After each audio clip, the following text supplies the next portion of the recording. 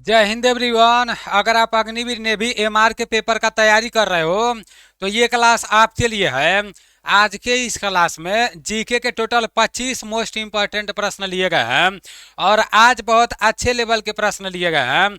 अगर इन 25 प्रश्नों में से आपका 20 से अधिक प्रश्न सही होगा तो आपका तैयारी बहुत अच्छा है। अगर 20 से कम प्रश्न सही होगा तो और अच्छे से आपको पढ़ाई करने का जरूरत है। बहुत अच्छे लेवल के प्रश्न लिए गए हैं तो आप लोगों को बहुत सीरियस होकर पूरे क्लास को देखना है और लास्ट में आप लोगों को ईमानदारी पूर्वक से कमेंट करके बताना है कि इन 25 प्रश्नों में से आपका कितना जीके का प्रश्न सही हुआ है।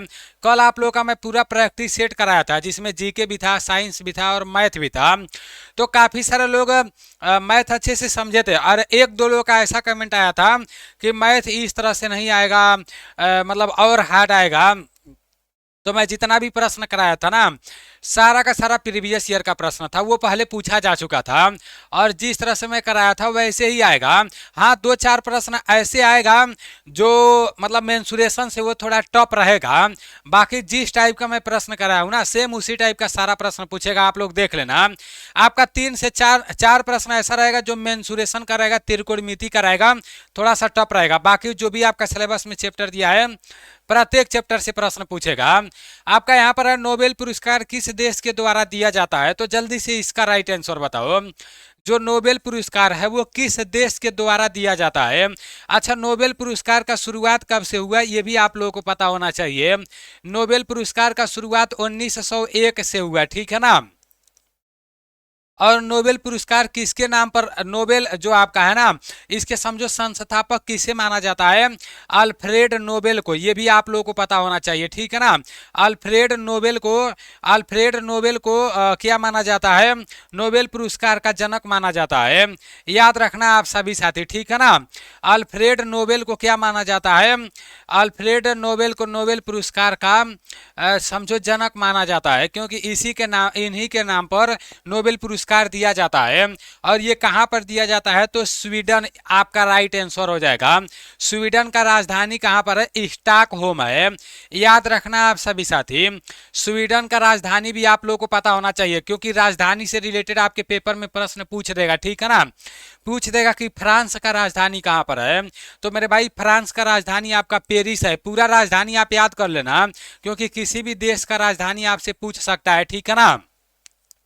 नॉर्वे का राजधानी कहाँ पर है, तो नॉर्वे का राजधानी आपका ओस्लो है। याद रखना आप सभी साथी, नॉर्वे का राजधानी कहाँ पर है, ओस्लो है। किसी भी राज्य, किसी भी देश का राजधानी पूछा जा सकता है, तो आप लोगों को तैयार रहना है।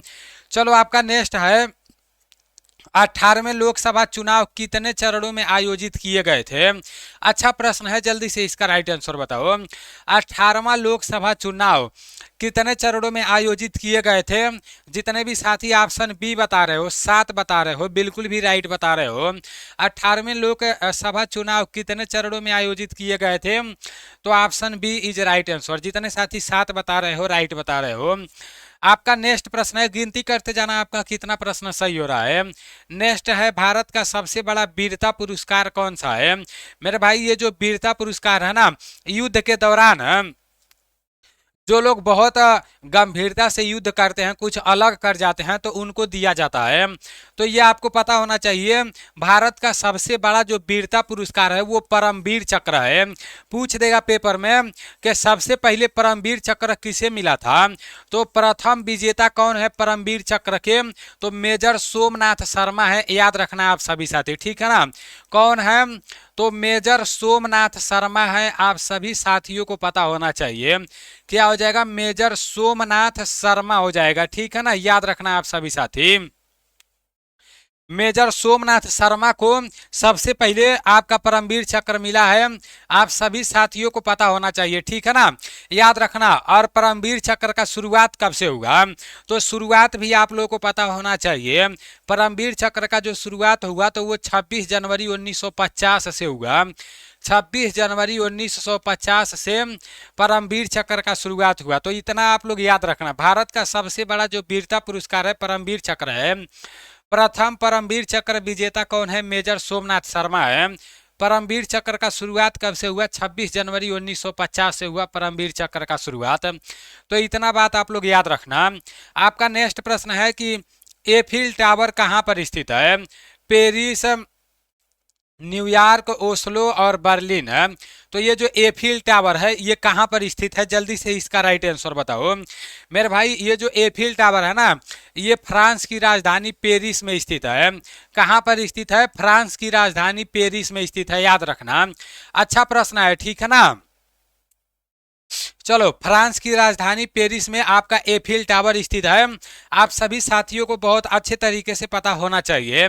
चलो नेक्स्ट प्रश्न की तरफ चलते हैं। नेक्स्ट है कि डॉक्टर यहाँ पर सीबी रहेगा। डॉक्टर सीबी रमन को किस वर्ष में नोबेल पुरस्कार से सम्मानित किया गया? मैं आप लोगों को नोबेल पुरस्कार के बारे में पहले ही बता दिया हूँ कि नोबेल पुरस्कार का शुरुआत कब से हुआ? 1901 से हुआ। नोबेल पुरस्कार का जनक किसे माना जाता है? अल्फ्रेड नोबेल को माना जाता है। इतना आप लोग याद रखना। डॉक्टर सीबी रमन को किस वर्ष में नोबेल पुरस्कार से सम्मानित किया गया? तो सीबी रमन को 1930 में नोबेल पुरस्कार से सम्मानित किया गया। याद रखना आप सभी साथी, गिनती करते जाना आपका कितना प्रश्न सही हो रहा है। और अभी मॉक टेस्ट लॉन्च कर दिया गया है। अगर आप नेवी एमआर का पेपर देने जाने वाले हो तो सिर्फ 49 रुपये में, अगर आप कहीं से पढ़ाई की हो तो अच्छी बात है, अगर कहीं से पढ़ाई की हो, सिलेबस कंप्लीट कर लिए हो, तो आपको सिर्फ 49 रुपये में आपको एनडीसी क्लास एप्लीकेशन में 15 मॉक टेस्ट मिलेगा। पूरा कंप्लीट मॉक टेस्ट डाल दिया गया है। करना क्या है, प्ले स्टोर से एनडीसी क्लास एप्लीकेशन को डाउनलोड कर लेना है, इसमें अपना आईडी पासवर्ड बना लेना है, फिर ये जो टेस्ट सीरीज वाला ऑप्शन है ना, इसमें जाना है। और इसमें आर्मी का भी मॉक टेस्ट डाला गया है, नेवी का भी।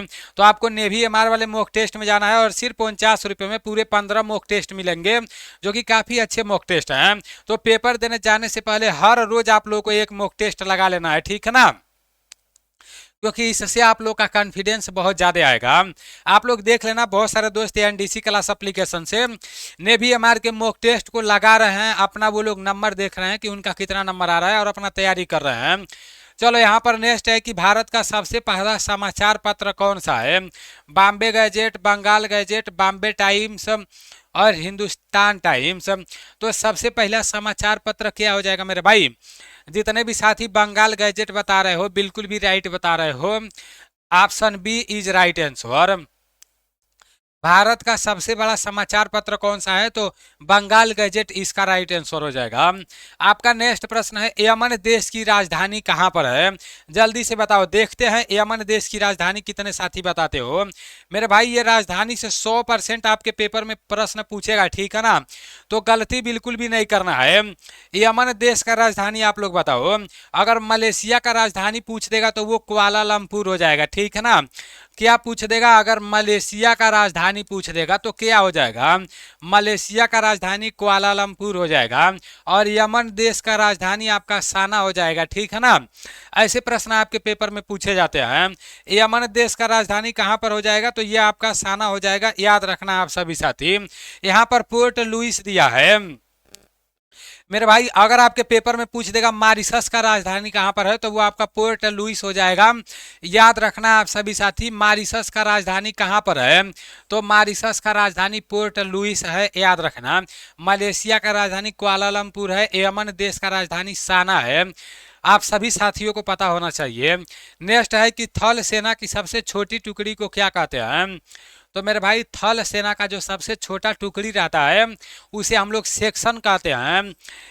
ये जो प्लाटून होता है ना, एक प्लाटून में 3 सेक्शन होता है और एक सेक्शन में 10 जवान होते हैं। ये सब हम लोग एनसीसी में पढ़े थे बहुत अच्छे तरीके से। मैं तो एनसीसी को बहुत अच्छे तरीके से पढ़ा हूँ, ठीक है ना। एनसीसी वालों को तो इतना बेहतरीन तरीके से क्लास कराऊंगा कि मेरे भाई बहुत मज़ा आ जाएगा। देखते हैं, अगर एनसीसी पूरा छूट हो जाएगा तो एनसीसी वालों का क्लास में चालू करूंगा। यहाँ नेक्स्ट है, न्यायाधीशों की नियुक्ति किसके द्वारा किया जाता है? तो जल्दी से बताओ कि न्यायाधीशों की नियुक्ति किसके द्वारा किया जाता है? प्रधानमंत्री, राष्ट्रपति, रक्षा मंत्री और उपराष्ट्रपति। मेरे भाई, न्यायाधीशों की नियुक्ति किसके द्वारा किया जाता है? आप सभी साथियों को पता होना चाहिए। जल्दी से इसका राइट आंसर बता दो। न्यायाधीशों की नियुक्ति राष्ट्रपति के द्वारा किया जाता है, याद रखना आप सभी साथी। न्यायाधीशों की नियुक्ति किसके द्वारा किया जाता है? तो न्यायाधीशों की नियुक्ति राष्ट्रपति के द्वारा किया जाता है, याद रखना। देखो अगर एनसीसी वाले ज्यादा लोग होंगे जिनको पेपर देना होगा, अगर ज्यादा कमेंट आएगा एनसीसी का क्लास कराने के लिए ना, तो वो क्लास मैं करा सकता हूँ और बहुत बेहतरीन तरीके से, क्योंकि मैं एनसीसी सी होल्डर हूँ। देखते हैं अगर 100 कमेंट आ जाएगा ना तो पक्का है एनसीसी का क्लास भी मैं चालू कर दूंगा, ठीक है ना। लेकिन 100 कमेंट आना चाहिए एनसीसी के बारे में, मुझे पता है नहीं आएगा लेकिन आएगा तो कराऊंगा, ठीक है ना। चलो, अर्जेंटीना की मुद्रा क्या है? मेरे भाई अमेरिका का अगर मुद्रा बोल देगा तो क्या हो जाएगा? अगर अमेरिका का मुद्रा बोल देगा तो डॉलर हो जाएगा, ठीक है ना। आपका अर्जेंटीना का मुद्रा बोला है तो अर्जेंटीना का मुद्रा क्या हो जाएगा मेरे भाई? जितने भी साथी ऑप्शन बी बता रहे हो, पेसो बता रहे हो, बिल्कुल भी राइट बता रहे हो। पेसो आपका राइट आंसर हो जाएगा, ठीक है ना। अर्जेंटीना की मुद्रा क्या हो जाएगा? पेसो हो जाएगा। अमेरिका की मुद्रा क्या हो जाएगा? तो ये आपका डॉलर हो जाएगा। आपका नेक्स्ट प्रश्न है कि चाय की खेती के लिए उपयुक्त मिट्टी कौन सी है? चाय की खेती के लिए सबसे अच्छी मिट्टी कौन सी है? तो ये आपका लेटराइट मिट्टी है, याद रखना आप सभी साथी। पूछ देगा सबसे अधिक उपजाऊ मिट्टी कौन सी है, पेपर में पूछा गया प्रश्न है। मिट्टी से रिलेटेड भी आपके पेपर में प्रश्न पूछेगा, ठीक है ना।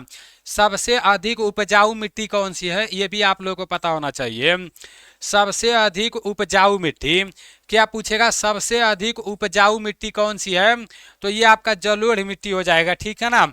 और काली मिट्टी को रेगुर मिट्टी के नाम से भी जाना जाता है। काली मिट्टी को रेगुर मिट्टी के नाम से भी जाना जाता है। कपास की खेती के लिए काली मिट्टी सबसे अधिक उपयोग होती है, ठीक है ना। याद रखना आप सभी साथी, काली मिट्टी को रेगुर मिट्टी के नाम से भी जाना जाता है। मिट्टी 8 प्रकार का होता है।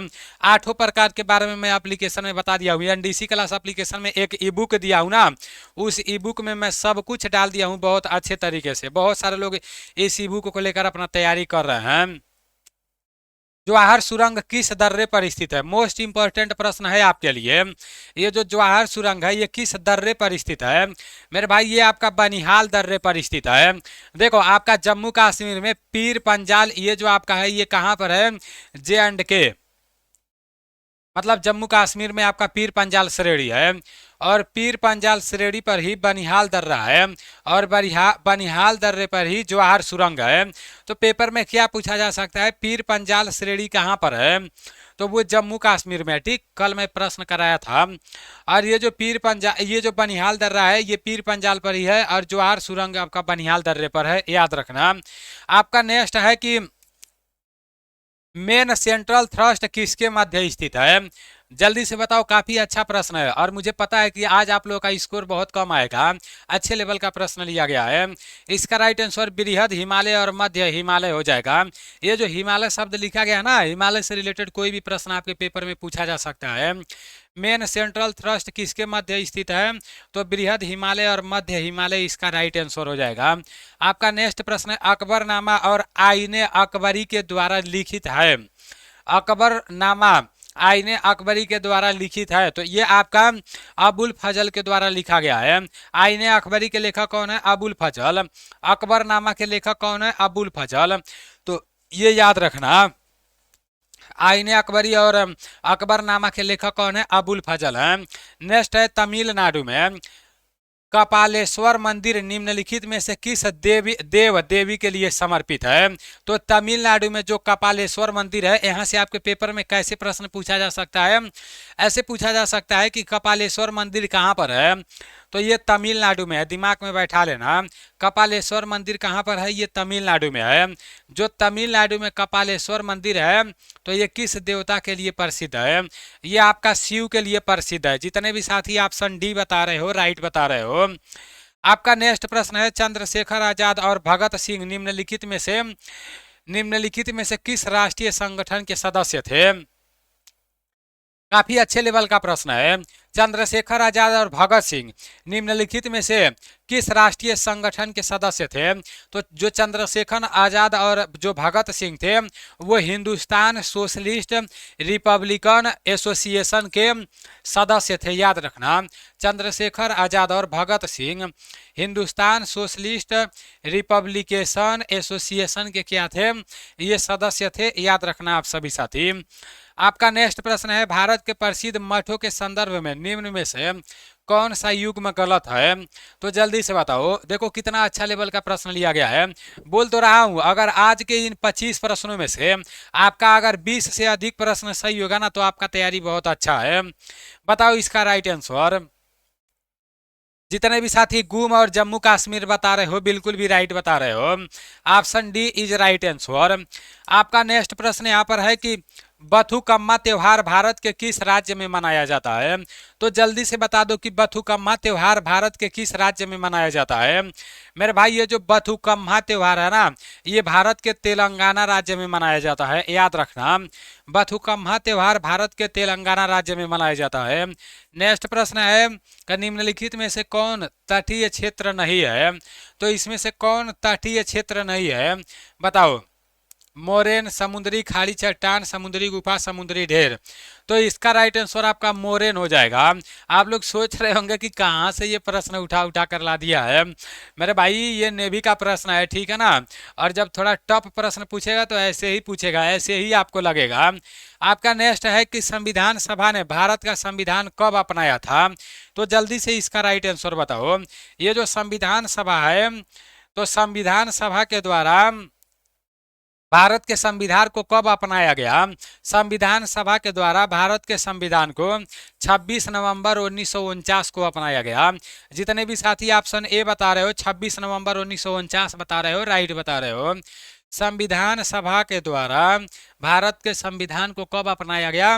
तो 26 नवंबर 1949 को अपनाया गया। चलो, सारागढ़ी की लड़ाई किस वर्ष में लड़ी गई थी? तो कुछ ऐसा भी प्रश्न आपके पेपर में पूछा जाता है। सारागढ़ी की लड़ाई किस वर्ष में लड़ी गई थी? जल्दी से इसका राइट आंसर बताओ कि सारागढ़ी की लड़ाई किस वर्ष में लड़ी गई थी। इसका राइट आंसर आपका हो जाएगा 1897, ठीक है ना। बहुत लोग, हमें लगता है सभी लोगों का गलत हुआ होगा। सारागढ़ी की लड़ाई किस वर्ष में लड़ी गई थी? 1897 इसका राइट आंसर।